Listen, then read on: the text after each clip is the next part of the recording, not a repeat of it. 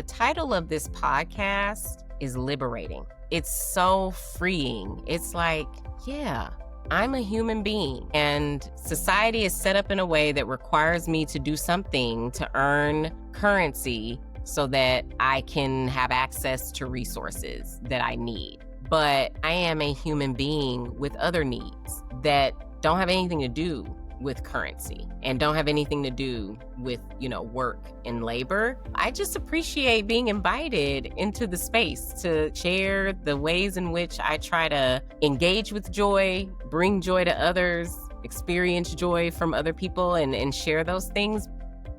Hey there, and welcome to Work is Third, the podcast that is all about indulging in rest, setting boundaries, finding joy, and putting yourself first. I'm Dawn Hunter, your host, and I am so excited you're here. Today, I'm joined by Dr. Alicia Justice, who brings so much color, laughter, and wisdom to our conversation. We talk about everything from mismatched childhood outfits and Punky Brewster energy to therapy, boundaries, and what it means to force joy. Alicia shares why she doesn't play about her mentals, how she's learned to ask for help, and what it can look like to claim your space without apology. This episode is all about joy and the ways we can live more fully ourselves. If you want to skip around, I've added section markers in addition to the regular chapter markers, but honestly, you are going to want to stick around for the whole thing. Let's dive in. Hello, Alicia, and welcome to the show. Hi there. Thanks for having me. I'm really grateful that you are here, and we're recording in the evening, so people don't know. I know listeners are not have any idea when any of these are recorded, but we're recording in the evening, so I appreciate you being available today because I know you have a very busy schedule and a full-time job, and so thank you for being here. I was looking forward to this. It's going to be a fun conversation. Yes. To get us started, I would like to ask you for a word to describe how you're doing today. Oh gosh, how am I doing today? I am, one word. I am giddy today. What a great word. I am. I'm giddy today. And for a very nerdy reason, but I am giddy today. You do realize that means you have to share the nerdy reason. I'm going to share the nerdy thing, but because I'm all in. But yeah, I'm giddy today. Lovely. I don't think I've heard giddy yet, but it's such a great word and it's such a great feeling. So so please tell, what is making you feel giddy today? Okay, this is so nerdy and so YouTube lifestyler, which I am not a YouTube lifestyler, but there's influence coming from somewhere. So in March of 2020, I was supposed to go to Japan because I was like, I should go see the cherry blossoms in Japan before I start school. And then I can't go see anything except a dissertation. So that was the thought. Well, then COVID was like, girl, you ain't going nowhere. You finna sit down with everybody else and be disappointed. So I didn't go. And so, of course, every year after that, even though I thought about it, I was like, you can't go right now because you got to get this done. You can't go right now because, you got comps or you got whatever. Well, I finished. And because I was so exhausted, there was no room to plan a rebooked trip right after. I did go to Portugal, but it was like a quick little zip there and zip back just to sort of change my scenery. But when I planned originally to go to Japan, I was going to go for a long period of time so I could really take in all the things and actually visit a few different areas while I was there. So the other day, I was actually not feeling giddy. I was feeling overwhelmed and all over the place and I couldn't get my feet under me. And somehow I found my way onto Delta Airlines website and started perusing and saw how many points I had and different certificates I needed to use. And I said, well, what if we mix that with that and put a little something and put that on it, and then what the price gonna be then? And long story short, I rebooked my Japan trip. I will be there for 2 weeks in December. And so this is the nerdy part. So that's not the nerdy part. That's the beginning of the giddy. The rest of the giddy is I used that as my excuse to upgrade luggage, which I don't even really know where that came from. But again, I was feeling so disoriented. I think I was looking for something to put my hands around and control and give myself a project that felt fulfilling along the way, but was also sort of fashionable. So green is my favorite color. And Monos has come out with these monochromatic luggage colors, and they have a green one. Now, I'm picky about hardware on bags and shoes and all that kind of stuff. Most of the time, if I want something in that color, I just want that color. I don't want, a silver zipper. Like a silver zipper will turn me. I'm like, why they didn't make this zipper the same color as the color? So Monos did not do that. They put green all over that bag. Even when you lift up the handles where it's normally silver, it's green. Oh. So I respect the designer because the designer respects me. So I am giddy because I ordered luggage for this upcoming trip, and part of my order came in today. And so to go along with it, I have also been updating my little toiletry bags and all the little stuff like packing cubes and all the stuff so that those also are green. And so I am very giddy because I'm doing all this online and it matches. When I open the green bag, there's just green it just makes me so happy. Small joys. We will take them.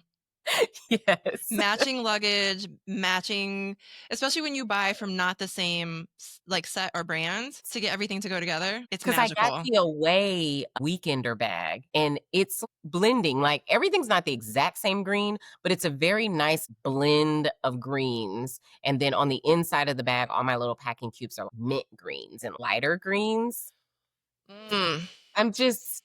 I'm like, Alicia, you did your big one on this luggage situation. But also, is your chair green? It is. Okay. Yes. I was like, green is my favorite color. Mint green behind you. Yeah. Yeah. Like it's for real, my favorite color. Like my little phone stand that I keep on my desk, green. Yeah. There's green stuff my little glass, green. I found these glasses at the thrift store. And I was like, oh, green. So yeah, I love green. Green makes me feel refreshed, renewed, like something will always become. And I don't know, I like that color. And the variations of it make me happy too, where that mint sage green is very calming. It's like a hint of green, like I'm going to give you a hint of me. And then the Kelly apple greens are fun and the forest greens are nice. Now you get anywhere with me past the forest greens and none of that, I'm out. Because I don't like the sewage green color. No, thank you. What? It's not your favorite? No. Not at all. So you got up until the forest green and you still got me. You go beyond that and I'm out. I love mint green as well. I love the softness of the color. But generally, I love what you're saying because we often think about these real concrete kind of tangible ways that we can find joy. And one of those is, what is your color affinity? And do you have enough of that around you? I do. I love greens, of course, but I also love gold accented things too. I feel like it's a nice way to like elevate a situation. In my bathroom, when I'm at Home Goods, supposed to be browsing, but I'm really just grabbing a whole bunch of stuff because, every time you go in there, you basically got to redecorate your whole little situation you got going on. So, so anything with a gold accent on it, it makes, for me, the bathrooms feel more spa-like. Like, I like the idea of finding little ways to make a moment in your life that is very normal and ordinary also feel like luxury, because the normal and ordinary is what you're doing every day. So why not elevate that a little bit too? So it's like, yeah, I'm going to go take a shower. This is about hygiene and, calming myself down for the day. But also, I have this cute little candle that smells good that has this gold little base on it that when I light it, it flickers off the wall a little bit. And I like that too. You make me think. My favorite color is purple. There is probably nothing in my house that is purple. Really? Not even your own little area? No. Oh, the caveat is that I also love blue. And Okay. my entire living room is blue, Okay. shades of blue. I like blue too. And Yeah. blue goes good with green. Blue and green go well together. Yeah. One of my favorite combinations is blue, a light blue and a vibrant red. Ooh, yeah. And it's Yeah. because when I was probably in undergrad, I wonder if this was at the Tate Museum in London, and I got an art print of a Kandinsky print. And it Mm-hmm. is light blue with like a red square. There's some black lines, there's shades of blue. It's one of my favorite Mm. prints. Mm. And it also is to me a color combination that's really appealing. Yeah. But it's funny because I have lived in Florida for a long time. I went back to New Mexico for a while I was working at a health department there. And then Mm-hmm. I came back to Florida. But for that period that we lived in New Mexico, our bedroom was purple, and now it's not. It's Mm. shades of blue and gray right now. But our bedroom was like deep purple, royal purple, and it was lovely. Yeah, I think in the later 2000 years, somehow blue became a form of a neutral color. Yeah. Like, somehow it became a part of the neutrals, because in my living room, I have gray furniture, which that also became more neutral, and then my accent pillows are blue. So mine is all, I would say, like a dark blue. And then we have a rug that is blue with kind of a cream pattern in it. Mm, mhm, mhm. And we have blackout shades in the living room, and they are a lighter shade of blue, but everything is blue. Nice, nice. But I want to keep going where you were going, which is within the last year or two, I've read Joyful, a book Mhm, called Joyful, and I did The Artist's Way for the second time in my life. okay. And both of those really encourage you to think about how to add color into your life, as you were saying. Yeah, yeah. So I've been buying random little throw pillows or like things for the wall that have Mhm, bright colors in them mhm. to spice up the living room, spice Spice up my up the office. yeah. Yeah. Yeah, I mean, I grew up with the mindset that there is no such thing as this doesn't match. Because I grew up in a family of people of like, "That don't match," or "Make sure it match," and this match, and "Put that together because it match," and I was like, I don't really understand what y'all are saying. And also, I see things differently. I am good for mixing up a pattern, mixing up colors that are quote unquote not supposed to go with each other. I mean, this shirt alone has a whole lot going on, but this is what feels most comforting to me. I love exploring through color and how that influences then fashion, and then how your fashion can tell your story, or how your fashion can project something that maybe you don't feel, but that you need sort of held closer to you, so that you need to project something different so you can get through that meeting, so you could get through that presentation. Colors and how we style ourselves has such an important role in allowing us to stand our ground in whatever our assignment is. And so this idea that like certain things don't match, I just don't I've never subscribed to that as a kid. I even remember this is so funny. So, I am good for over accessorizing, obviously, because I done took this whole luggage thing into a full on, like, project. I found this, multi-USB port thing with all the different cords. Even that's green. So, now I'm like, now my search is this, but in green. So, like, greening out everything. But I remember as early as, let's see, I must have been going to the 3rd grade. Yeah, I was probably like 8, 7 or 8, something like that. And my dad was in the military, so we had just moved to Mississippi from, Texas. I was starting a new school again, but even by that time, I was pretty well used to that, but didn't know at the time that, Mississippi is where I consider home, because that's where I spent all the rest of my, like, childhood and adolescence and grew up, and that's where I met my best friends. And so I go to this new school, and the rule was, because I'm always so overly accessorized, like on the weekends, my parents let me put on whatever I wanted to put on, and God help them for however that must have looked out in public. But at school, it was like you get to take one, and that's it. Well, I snuck two more in my book bag Of every day. course. That. And then, I'd change on the bus. So what I was allowed to wear was this big flower in my hair. So I had the flower. It's like a little headband with a big flower in my hair. And then, I was an 80s baby, 90s kid. So what was hot when I was a kid was Punky Brewster. So I took that bandana and, put that around one of my legs because I was like, Punky, like, yes, I'm going to do that. So, I had the bandana in my book bag. So I pulled that out once I got on the bus. And then the other thing that was just like the wild card of the accessory picks, I think I must have won this at some Chuck E. Cheese carnival situation. I had this multicolored feathered boa. Wait a minute. You had a boa hidden in your backpack, ready to take it out at school? And it was like not child length. It was like regular length.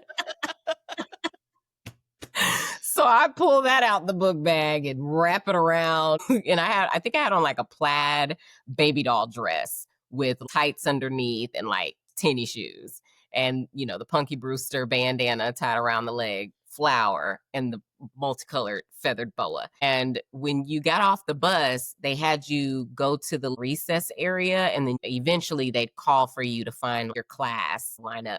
And then on your little bus name tag thing told you what teacher you had or whatever. So I'm sitting on the swings because I don't know anyone. At that moment, that's how whoever met me that day when I started school, that's how they met me. And as an adult woman today, I think back to that and I'm like, my teachers must have been like, now who sent that child up here? Like that.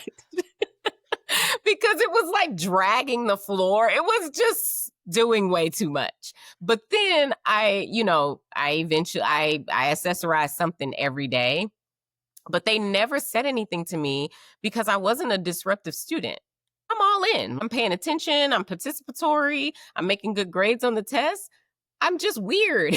Like I just have all this other, stuff going on, but I was never admonished about it in school or anything. I had some relatives or cousins that I guess more traditional that probably said something to me, but that never, I was like, no, I have control over my image. And I don't know that I had that understanding as a kid, but there was something about it that made me resistant to any other voices. This makes me feel good to put these things together. I don't care if they don't match to you. They're matching my energy and I can't separate them. So I'm going to wear this all together.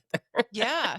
I really hope there's a picture of you that you can share with a flower and the boa and the bandana all together. I have a picture of that, but I do have pictures of other outfits that are just as equally questionable. I don't know if you remember, but for a long time, they had kids wearing the clothes that looked like someone had threw multicolored different paint on it. It was like I had these little black leggings, but it looked like somebody threw like paint stripes on it. And they were just like, it almost looked like they were dripping on the clothes, but they were like seared on there solidly. I had that in like jean, black, pink, purple. Like I played that all the way out. And I mean, who was a kid in the 90s without a jean jacket that just basically went with everything? Yeah. I was really vibrant too. I was, in middle school in the late 80s, early 90s, and I wore vibrant colors, really flamboyant patterns. I wore big earrings. That was my thing. Yes. What is the longest, biggest, most obnoxious earring I can find? And I'm going to wear that. Yes, absolutely. Yeah. It's funny. I was talking to my therapist about this recently because when I went to law school, I remember very distinctly doing mock oral arguments, and I wasn't wearing big earrings. I was just wearing little dangly earrings. But anyways, they said my earrings were too distracting. And so I got into this pattern of just doing less with my jewelry, with my outfits. And at one point I said, my whole wardrobe is black and gray. People Everything. are such haters. Yeah. That's like such a hater move. It's distracting to you because I'm fly. Let me be fly. Let me be who I am. And you are just going to have to deal with that. Like, why do I become responsible for what you are allowing to distract you? That's almost like, if you're meditating and there's a fly buzzing, Like, yeah, the fly is kind of annoying, but your meditative practice should be coaching you on how to meditate through that. I need for you to pay attention to my message and then, stare at my outfit afterwards. But don't make it my problem. If that isn't wisdom, I don't know. I am not I responsible for your distraction. I am not. Yes. Like, that's not cool. That is such a hater move. Well, so these are dangly cherry earrings. Oh, I love. I I've love. I've tried to get more back into, and I love the earrings that you have on today. Thank you. Yes, these are fun and funky. Yes. They're Yeah. I love them. Yeah, and I really just love this idea of being able to express myself and through color, through clothing. I actually told somebody I've been in this phase of wearing like glittery eyeshadow. Nice.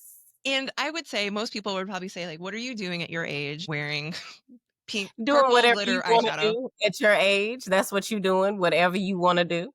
I'm doing whatever I feel like doing. Yeah, Yeah. as you should be. And I love it. And I just said, "This makes me happy. If today was my last day on earth or my first day on earth, I would be happy wearing this glittery purple eyeshadow." So then there you go. That's the beginning and the end right there. Like no other commentary is needed, matters nothing. I don't understand this quest to find ways to trick people into thinking that a choice that they have made that is not damning to society, that's not damning to anyone else, but it's like, no, I need to make you feel miserable. Actually, you don't need to do that. Like, trust, because a lot of times I refer to my joy as forced joy. I decided a long time ago, this really started when I got serious about therapy. Now, I had started therapy before I was really serious about it. And that's a funny story. But yeah, I remember my first therapy appointment. The therapist told me that I treated the session like an interview, like, put my best foot forward. Mm. And she was right, but also stay out of my business. Like, why are you trying to know everything? Oh wait, aren't you paying her to be in your business? I am. But see, this is the first session. And I was just like, I'm going to do this so that I can say I did therapy, not so that I could actually do the work of Mhm. therapy. So I was like, girl, get out of my business. You're trying to lean too close. But eventually, as I really started to use the tools, really unpack and really understand, one of the, I guess, my first like indications and like exercises of healing by managing childhood traumas, things that like harmed me and didn't always make me feel whole, is that I decided that, I don't know, I'm not going to say that the things that I experienced from people that didn't make me feel whole, that they were like purposely trying to do, but that was my experience. And so in my mind, the best way that I could sort of like manage that is that, oh, you want me to be miserable? Well, guess what? I'm not. I'm finna force joy. I'm finna be happy. I'm finna smile. I'm finna find something to bring me joy. And so I still lean into that because there are days where I be like, I don't feel like acting right. I don't feel it today. And that's been my own one-on-one conversation with myself of like, okay, are you going to force joy? Because if you're not even going to do that, then girl, go to bed.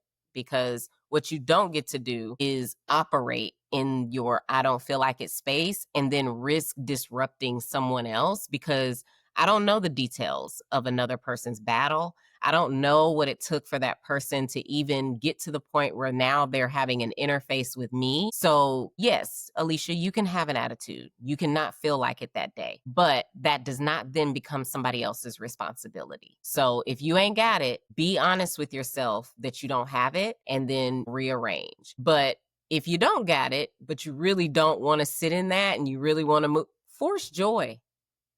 And by the time I've like put forth some energy to force it, I do feel better. So sometimes forced joy looks like, oh, put on that outfit that you bought.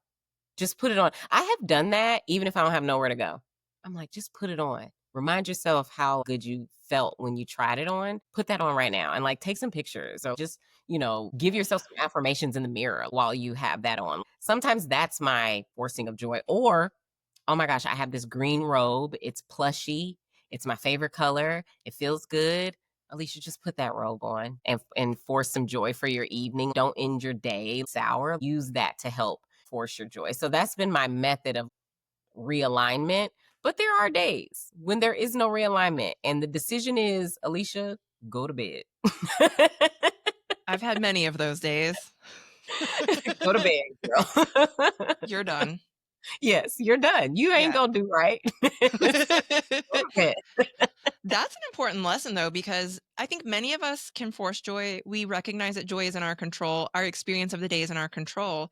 A lot of us have a hard time saying, I'm not in the space to interact with other human beings and I need to remove myself, right? Like, I need to call it a night. I need to call it a day. Because it's not fair to other people, and like, not to diminish what you might be feeling in that moment or what you're going through. It really isn't anybody else's problem. You don't get to project and launch that on other people, because the thing that I hold is, God, I would hate that this thing I launched on them piled on them in a way that I can't even imagine. And they're having to dig themselves out of that. I don't want to do that to anybody. So I'm like, girl, shut up and go to bed. Just be quiet.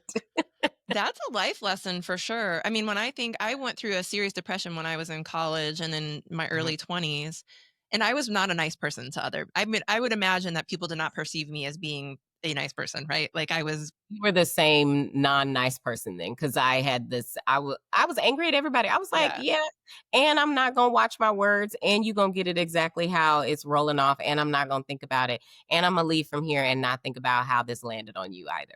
Yeah. It's terrible. It is terrible, and that was just my life for a while. Right. So that's why I took myself to therapy to pretend. And then when I got in there, I was like, hold on, I really need to do this. But you want to know the thing that really got me going? It wasn't the comment that she made about me like treating it like an interview.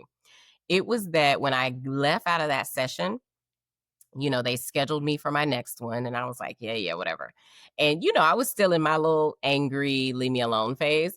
And so in my mind, I let her, write my little appointment down on the card. And in my mind, I was like, I ain't coming back here because you got a slick mouth and I don't like what you said. And I'm going to cuss you out. Listen, hearing that right now, I'm like, girl, you lost your mind. Like chill out, relax. So I leave from there with absolutely no intention of ever returning, and also no intention of notifying them that I'm not coming. Like, just nasty. Done. Like, So the day of that appointment, I said, well, you know what? I am going to go to therapy. I'm going to go to retail therapy. So I go to the mall. And I'm walking around doing my little shopping. I'm like, this is the same thing as therapy over there. It's just therapy in here. So I'm going to clear my mind by shopping. And it never fails. Every time I get going and I get to shopping and I really find something good, my bladder's like, hey girl, hey, how you doing? Hey, can I get a few minutes with you? And I'm like, why you didn't do this before I got started? So then I had to go to the restroom. So I'm in the ladies' room, I'm in the stall, and normally I'm really good about paying attention, like, okay, does it have all the things that I need in here before I lock up and start disrobing? I did not do that this time because I was on the brink. So I'm rushing in there going, no toilet paper. Been there. And I'm like, what do you do now? And so, I had thought about all the articles of clothing I had that were extra that I was willing to sacrifice so that I could get myself back together. I'll let you use your imagination about what that included. And then lo and behold, I hear the women's main bathroom door opening. And I thought, oh, there's an angel. There's a ram in the bush. So the person comes in, and out of respect, I was like, well, let her relieve herself first before I be asking for stuff. So then I'm like, excuse me, can you please pass me some toilet paper? I'm out over here. And she's like, oh, of course. And so she passes me some. I didn't have to sacrifice any articles of clothing. And I get myself cleaned up, leave out the stall. I'm washing my hands and my head's down. Even though I thanked this person already, they really saved me in the clutch. And so when they exit the stall and they're next to me now washing their hands, I look up, getting ready to say thank you. Girl, don't you know that was the therapist that I stood up? I knew that's what you were going to say. Please tell me she said something. So she called you out. She did not.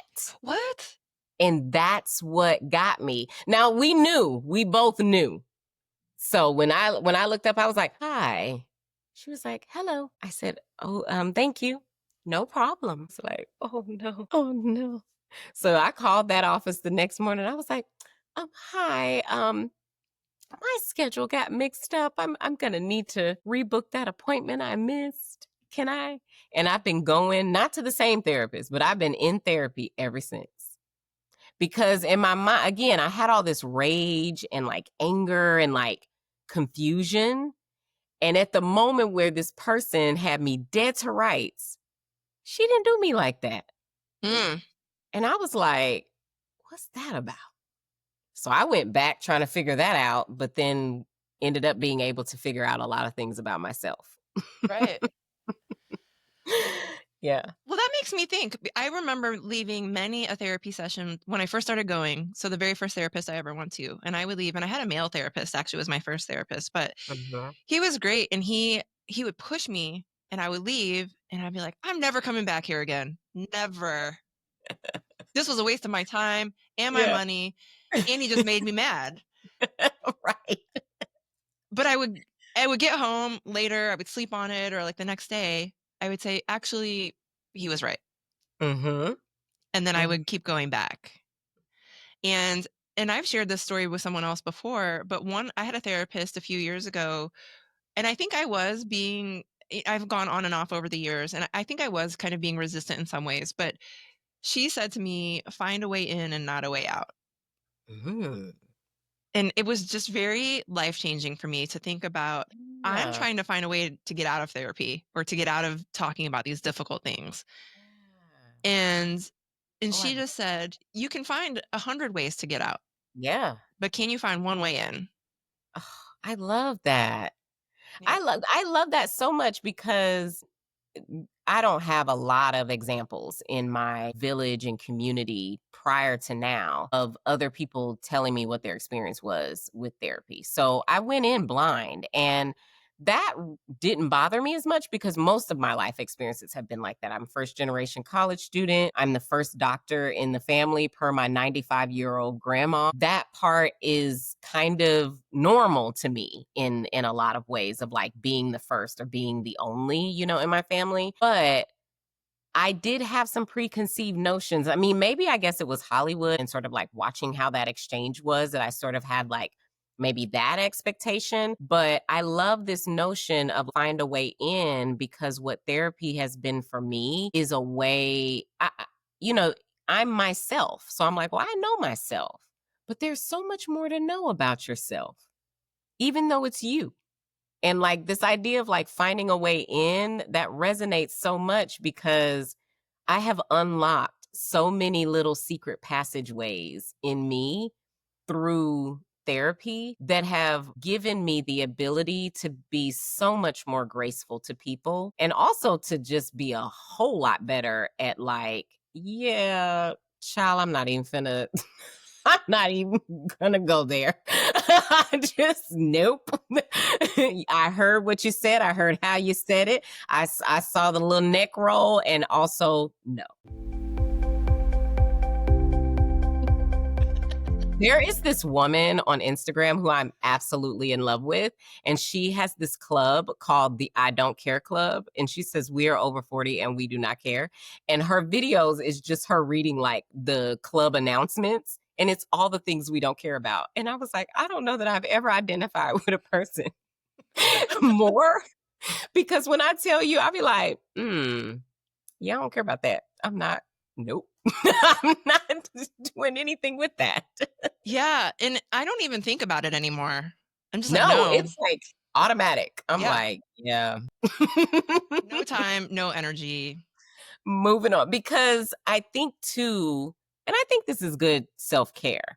I think we learn the places where our value is really acknowledged. And then those are the places where my care is going to be spent. I'm not spending care just willy-nilly and pimping care out. No, care is where I can be restored, where I can be affirmed, where I can be rejuvenated. Care has to be in alignment with my identity and how I want to show up in the world, because sometimes there are battles in places that will exhaust me that I will still fight. But then there are other battles where I'm like, you are not someone who I would go to for advice. Therefore, your critique also doesn't matter. So then I'm good. Okay. And I think I believe it's a poem maybe, but it's called Let Them. And it's basically like, just let people be wrong about you, or let people think something about you that might not be true. And I have embraced that so much. The closer I got to 40, I was like, oh, child, well, everybody ain't gonna like me. That's all right. Yeah. Well, I don't know about you, but thinking about spending so much of our life trying to belong somewhere. Actually, somebody put it to me this way recently. Spending time trying to belong somewhere rather than spending time where you belong. Are Absolutely. you putting that energy into those spaces Yes. where it's not work for you? Yes. And then Yes. when you get to that point, it is so liberating. Absolutely. And I think too, what therapy has allowed me to do is to reconcile with my insecurities. Because a lot of people say, oh, you shouldn't be insecure. Well, I don't know that I believe that there there is a reason to, or that the goal of life is to never have any insecurities. I think we're probably gonna always have that to an extent. But I am no longer controlled by the insecurities that I have. I can acknowledge them without feeling controlled by them. So then I think that awareness too keeps me from trying to force myself into places where I'm really, really trying to belong. It's like, oh, okay, one of these things is not like the other and it's me. Cool. Let me go over here where I am like the other and I am welcomed. Or where maybe I'm not like the others, but I'm still welcomed, in that space too. Let me just, store up my energy and all of that, over there, because particularly in my 9 to 5 job, I have enough complexities, you know, to manage there. So in my like personal social time, I'm not going to force it. No. And I bet the people in your orbit also accept whatever insecurities you have, right? They're not judging you. They accept you. Even if they're just perceived on your end, they're Yeah. just your people. Yes. Yeah. And they affirm me in ways beyond my insecurities, where it really makes me feel like, oh, it's okay for me to be insecure about that. But I'm also these other things. Like I was having a hard time. I think this was maybe last week. I was in a moment. And when I got up that morning, I was praying and I was journaling. And I remember one of the first thoughts that came to me was, I'm still who I said I am. Even in this pain, I'm still her. That was like the first thing that I wrote on that page. And I kept repeating that to myself all day. And it was like, yeah, I'm not really feeling myself right now. But even though I don't feel it, I'm still who I said I was. I'm still amazing. I'm still dazzling in this way. My colorful spontaneity still has a purpose and still has a meaning to color the world. But I'm not really feeling that right now, but I am still her. So it's like, you know, manage those feelings, feel those feelings, but then turn back to who you are. And having people in my life who can affirm around me, top tier. That's a luxury too. That is a luxury. I think it's something that we all deserve, is to have Mhm. those people around us. We all deserve to have people who support us to be that person. We all deserve to give ourselves that message that it's okay to have those days where we don't feel Yeah. awesome, dazzling, brilliant, but we Mhm. still are awesome, dazzling, and brilliant. Right. Right. And telling ourselves that. I think so many people are uncomfortable, Yeah. feel like I can't go out and say, I am amazing, period. No qualifiers, no but, no because of No. someone else. No, I am. Oh Eh, my gosh. I was talking to a friend about this. We were talking about it in the context of the church and ways in which that programming is what I will call it. I think was different for folks who identified as a woman and folks who identify as a man. So then there's this added layer. And then I also think that there's a part in the Black church specifically where so much of the way in which we navigate the world, our elders, their priority for us is protection. So then there were these things that you couldn't do. And we were having this conversation about, how do I stand in who I am confidently? And how do I do that in a way that doesn't make me feel like, because you get a lot of this messaging in the Black church about, don't be boastful, don't be too prideful, and everything is because of God. Now I love God, Jesus down. That's my boy. Like, like we roll tight. Therapy and Jesus. I need both.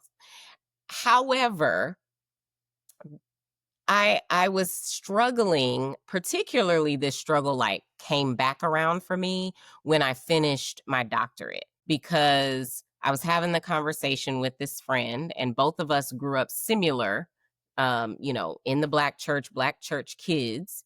And we were having this conversation about yesterday's price is not today's price. We have invested in ourselves in this different way, and we need to sit in that. And we don't need to flinch at that. We don't need to cower. We don't need to fold our shoulders over when we introduce ourselves. Because I was telling her that I was a little bit uncomfortable with even hearing somebody refer to me as Dr. Justice. I was like, oh, relax. This is a lot.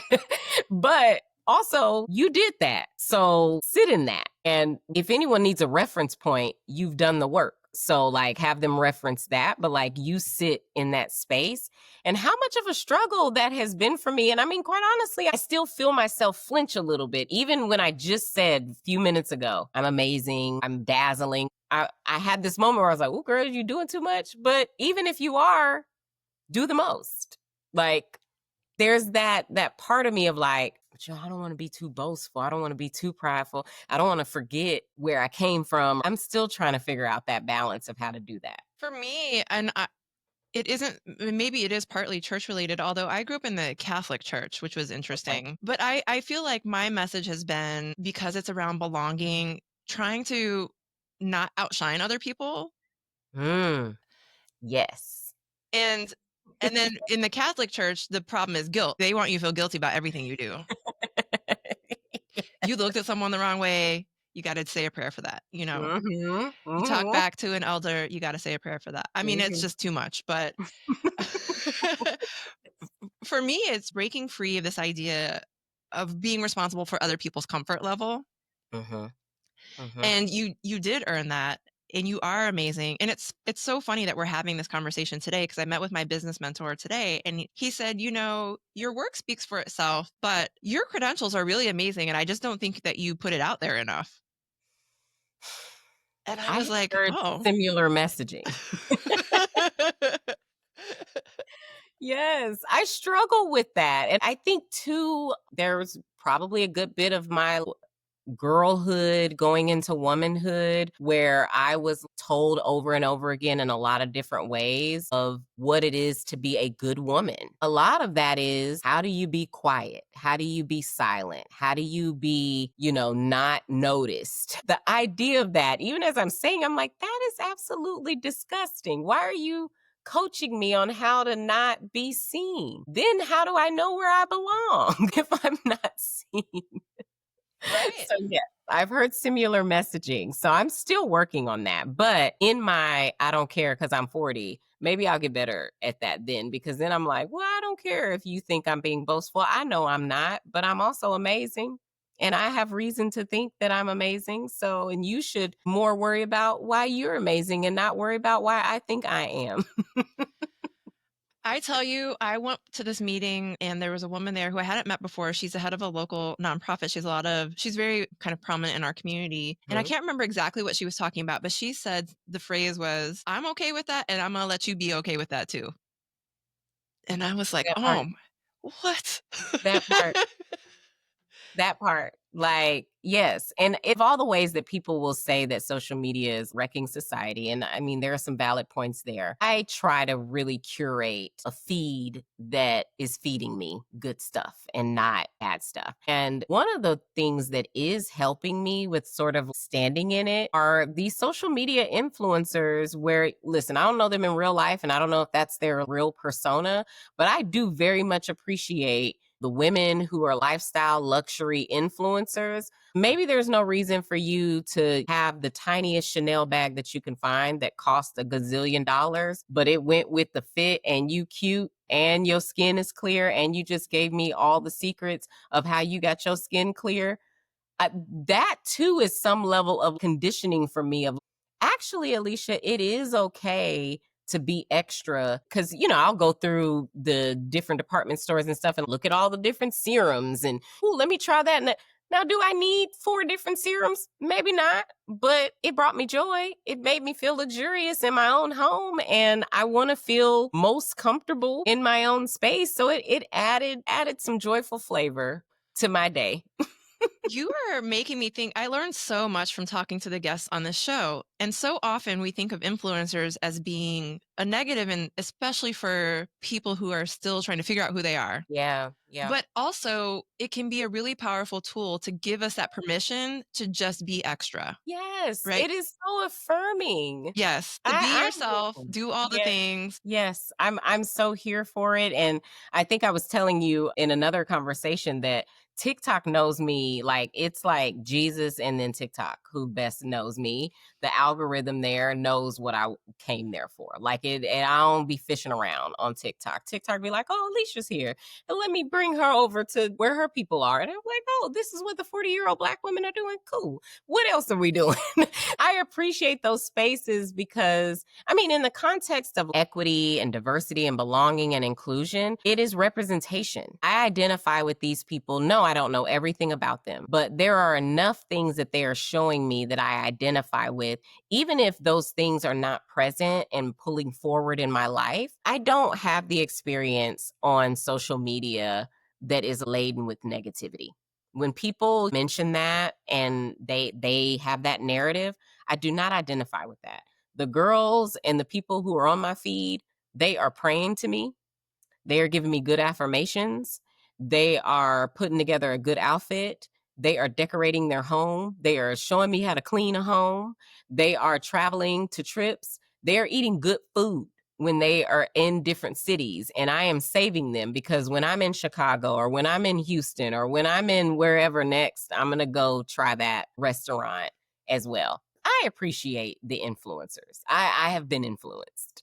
Well, and it's a powerful tip to say you can curate your online experience. Yes. It does Yes. not have to be something that makes you feel in any way bad about who you are. It does not have to be the shenanigans. It really doesn't have to be. Like, I don't know that I can eradicate all of it. So a little bit sneaks in, but for the most part, I get a lot of joy from my feed. I mean, and then I I feel like different platforms are curated differently. Listen, I guess the Gen Zers and younger call us the old geezers if we're still on Facebook, but it's on Facebook where I get to see my friends' kids grow up. One of my dearest friends, her son is getting ready to go to his senior year in high school. I was there the night he was born. That's very joyful and gratifying and sentimental. And I get to watch them grow up. Even though I live miles and miles away now, I still have some level, of connectedness. And I get to see them, when they do sports or, when one of my other sorority sisters, her daughter is maybe 2 or 3 years old. She does a vlog on her Facebook of her and her daughter traveling out of the country. And how do you travel, with the toddler? I don't have a toddler and I'm still very much engaged in watching this little girl experience Paris and Jamaica and all of these places as she's a fashionista herself, this little toddler. I'm also like, girl, where you get that dress from? Do they have it in my size?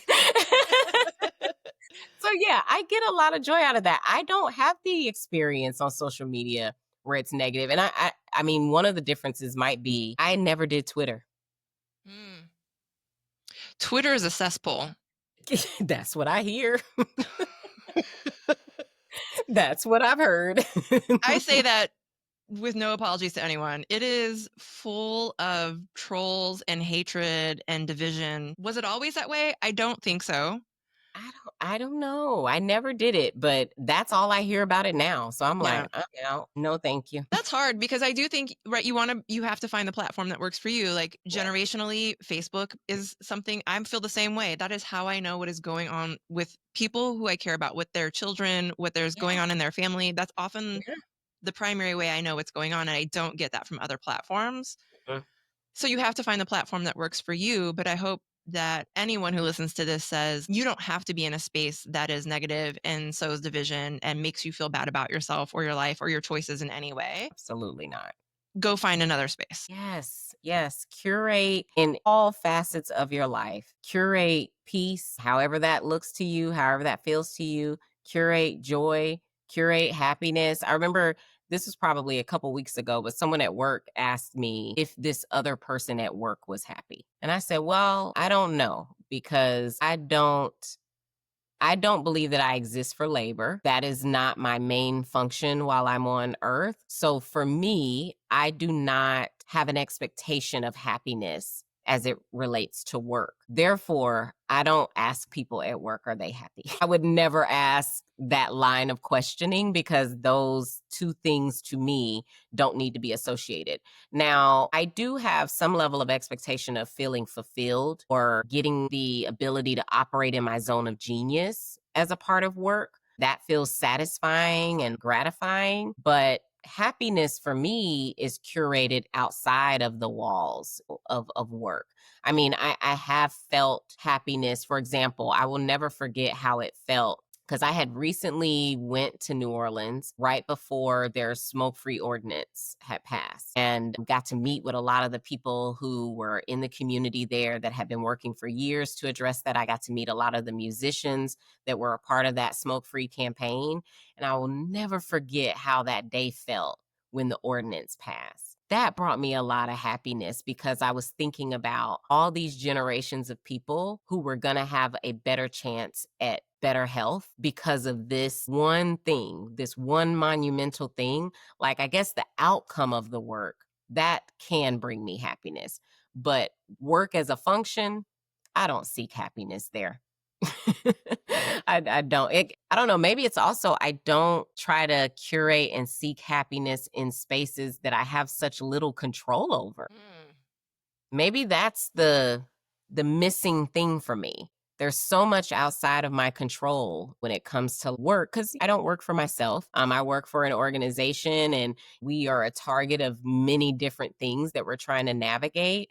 And so maybe it's also my way of trying to cushion the blow of too much disappointment if I store up and sort of expect happiness in that space. But I do want to be fulfilled because outside of the specific job that I fulfill at this time, I do believe that my contribution to this world through public health is my kingdom work. I believe that I was designed divinely to share my gifts and to minister to the people on this planet through public health science. And so that brings me a lot of like satisfaction and like purpose where, I guess that's how I can like get up over and over again and like still do it even when some days you feel super defeated. But the bigger picture is like, you're operating in the space you're supposed to be in. Like, I have no question about that. But yeah, function of labor, I don't want to attach happiness to that. No. I don't either. And I really appreciate that that's the message that you are uplifting. The research is clear. All of us want to find meaning in our work, in whatever work we choose to do. Paid work, volunteer work, the way we engage in our community, that is powerful and necessary for us to be healthy. Right. Yeah. Yep. Yeah, it's a part of our whole holistic wellness plan is that we have ways to have meaning, make sense of the world, and have something to cushion the defeats. Because my goodness, if all of this is meaningless, I don't know how we'd show up as human beings. Like, an apocalyptic novel, right? Like, Oh, we're just gosh. drudging through our days, Yeah, no, please no. Please give me a reason to create a project out of luggage. which sounds incredibly joyful. It is. And it's also like anticipation because, you got to wait till it arrives. And it's like, ooh, is it going to match? Did I do it right? And oh my gosh, I did. Yay. Little win. Yes. We have had a great conversation. We've talked about so many things that we didn't even get to get into. I know. And so I'm curious, as we end our conversation today, what is something that you either are taking away from the conversation or that you want to share that we didn't touch on, but you think it's important when we think about this concept of work being third, ourself being first, or whatever it is that we put first? Mhm. and how you approach life? What is on your mind? Well, I guess what comes to my mind immediately is the title of this podcast is liberating. It's so freeing. I'm a human being, and society is set up in a way that requires me to do something to earn currency so that I can have access to resources that I need. But I am a human being with other needs that don't have anything to do with currency and don't have anything to do with work and labor. I just appreciate being invited into the space to share the ways in which I try to engage with joy, bring joy to others, experience joy from other people, and share those things. But yeah, the title of this podcast in and of itself just feels really liberating. And I feel like the conversation has flowed freely because of that. I really appreciate that. I'm really grateful that you're here. It's funny because I'm going to say I've admired your work. Aw, you too. But it's really more than, it's like when I say work, like I admire your work, I admire what you're doing to create change in the world. It's not just, oh, I admire how you do your job. And I appreciate that. And I appreciate how joyful you are and colorful. And you always look amazing when I see you in person. Thank you. I mean, even on virtually, but I'm like, I see you in person and I'm like, I need to step up my game. Just know that there are evenings when I have maybe had a hard day, or maybe the news cycle was really bad, or maybe the changes in public health really got me down. That was probably a day I went home and played dress up in my closet, because I've decided I'm not too old to do that. You are never too old to do that. Nope. And that's where I get a lot of like new ideas with clothes I already own, where I'm like, oh, I never put those things together. Once upon a time, I played dress up in my closet. I'd take photos and I'd organize them on my computer. And so when it was time for me to travel for something, I'd go there and get my own inspiration. I guess I had Pinterest before Pinterest was a thing. But a lot of times that is how I get my inspiration for outfits and stuff, is me trying to recover from a hard day. I'm like, just go play in your closet. Just have fun. I think playing dress up is a great idea. I don't do it, but now I'm going to do that. Please do. Because Yes. I mean, for me, it's also a way for me to commune with my maternal grandmother's spirit, because her closet, girl, fabulous. When I was a little girl, I was like, first of all, my grandma be put together. Ain't nobody's grandma dressed better than my grandma. She was always accessorized. She had the smell goods on. The face was together. The fro was froing. I always just thought she looked so beautiful. And she would let me try things on in her closet. So I think too, it's a little way of me like communing with like the spirit of her, because I got so much joy out of that. And she like, let me try on everything. So yes, I highly recommend anyone who's listening to this podcast, anyone that you come in contact with, they've had a hard day and they're like, I just need to take the edge off. Go play dress up in your closet. Go play dress up. I'm going to put on all the jewelry. I'm going to try different combinations out. Yes. I love that. And eliminate all the rules. Do whatever. This was great. Thank you. Thank you. Thank you so much for listening to Forcing Joy, Claiming Space, and Feeling Liberated with Dr. Alicia Justice. I hope that you were reminded, as I was, that we don't have to do all the things, we're not responsible for other people's distractions, and we're still who we said we are, even on the hard days. If you enjoyed this episode, please subscribe, leave a review, and share it with someone who needs a joyful reminder today. And don't forget, you can join the movement at workisthird.com.